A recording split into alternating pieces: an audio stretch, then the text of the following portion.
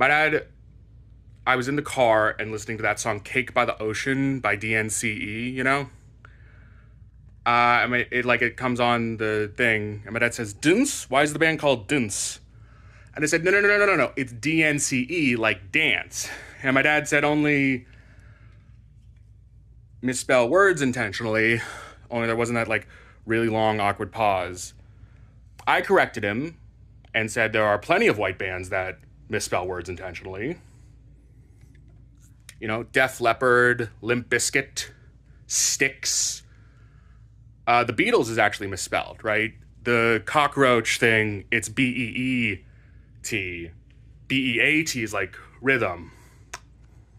So, really showed him that he was being raised. I told that joke once, and someone was like, that awkward pause thing, that's not good. You can't do that, right? The joke's not, you know, it's about too light a subject for you to like invoke that. So now when I tell it a little differently.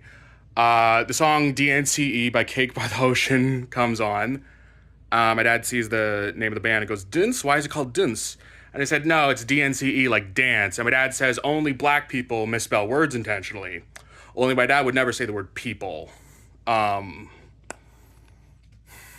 you know. Uh, when Jewish people talk about discrimination, being discriminated against, they talk about it a lot differently than other religions talk about it. Like when Christian people talk about discrimination, they're talking about the war on Christmas, right? Other religions exist and want to put their decorations up, and they're declaring war on Christmas. There's not enough Christmas stuff everywhere. They're not playing Mariah Carey enough. There's not enough Christmas decorations at Starbucks.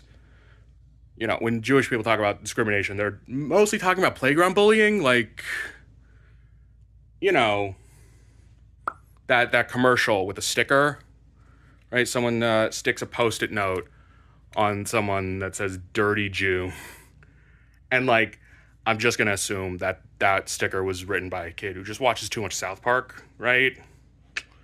I don't like going after South Park because they've done so much for the Jewish community.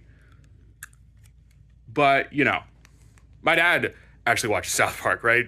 So, like, that takes half the fun out of it, right? You watch South Park because your parents don't get it.